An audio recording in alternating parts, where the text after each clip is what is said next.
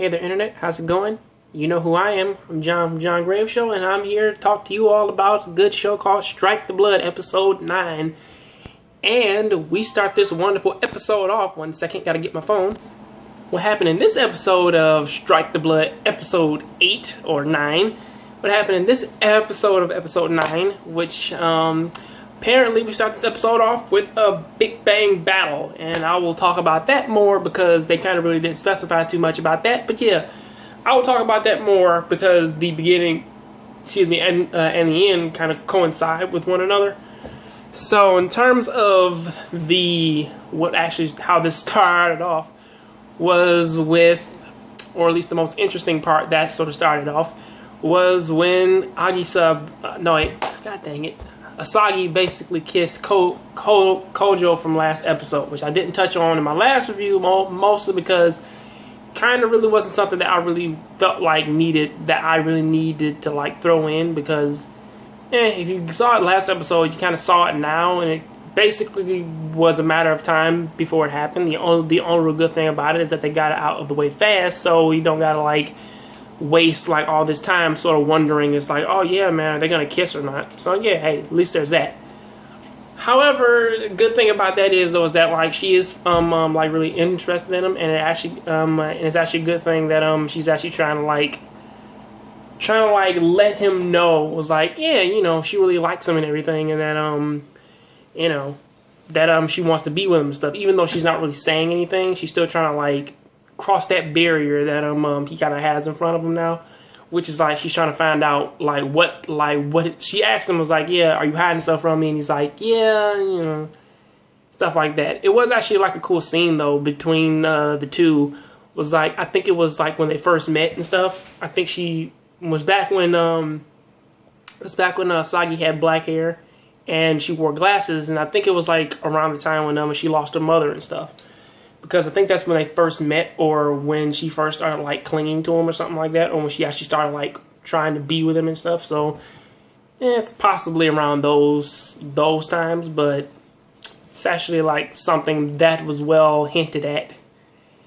Also, what happened that Kojo's actually sort of like contemplating if he should tell Asagi if he's a vampire and stuff, which that's kind of something that he's kind of worried about.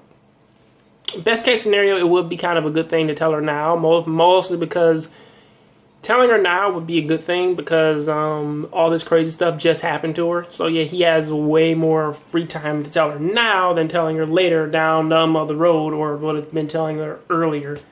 So hey, here's a good chance for him to tell her.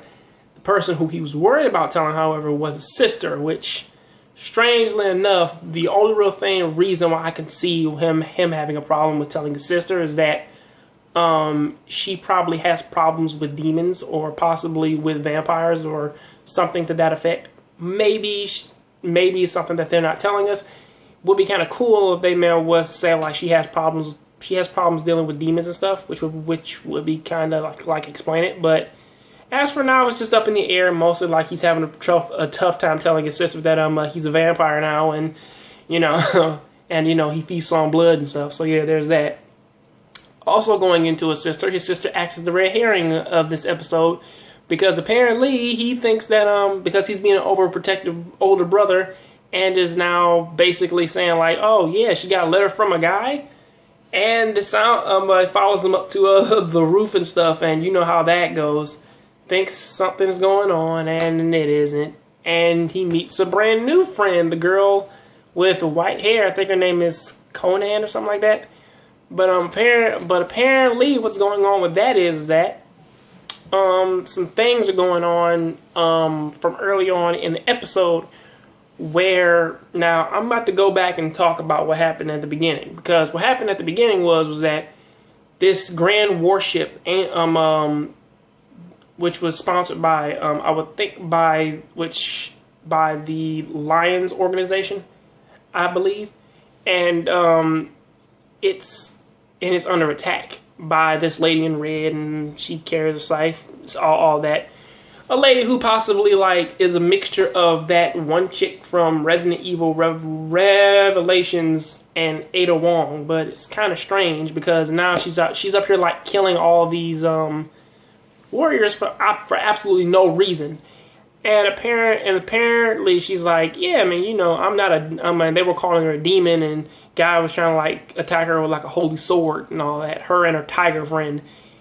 And apparently she's not a demon, because the sword has no effect on her because it's a holy weapon. And also she like pulls out this little cell phone and like summons down her magic holy thing from Disgaea, her magic angel from Disgaea, to just destroy the entire ship and everything on it, because the girl that they were looking for is gone.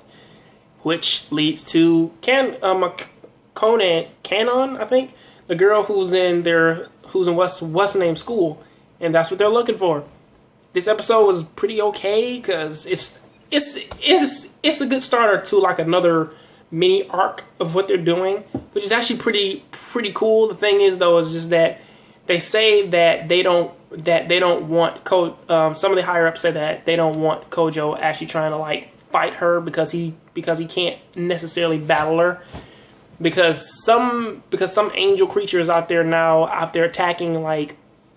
attacking other people and eating their livers, which is kind of strange, but that's what's going on in this episode. How did I feel about it? It's a starter. As far as I know, it's possibly like it touched on everything that it needed to. It told me something about it gave me a little bit more closure on like what was going on, and like a future possible path for where Asagi and Kojo is going to end up, and also possibly let me know something about this villain or the villains of this show. Well, not the villains at the beginning, but something of what they're looking for in the girl who's down there. Possibly she has some ultra powers. But she does have some powers because she has symbols all over her body. But as far as that goes, that's really all that they gave me. So, did you guys like this episode? Did you think it was terrible? Did you think that you needed more? Which we all do, but hey. Let me know down in the comment section. And please rate, comment, subscribe, and share this video on all your favorite media sites, please. Hey the internet, how's it going? You know who I am, and I'm here to offer you something. Do you like reading? Well, pick this little book up right here. It's called Mizuki Dragon Warriors. You can find it at the link down below. If you can't get the paperback right here, you can get the ebook version for $3.03, I believe, or maybe less than that now. The price probably went down. So hey, give it a look and go ahead and pick it up. Have a good one.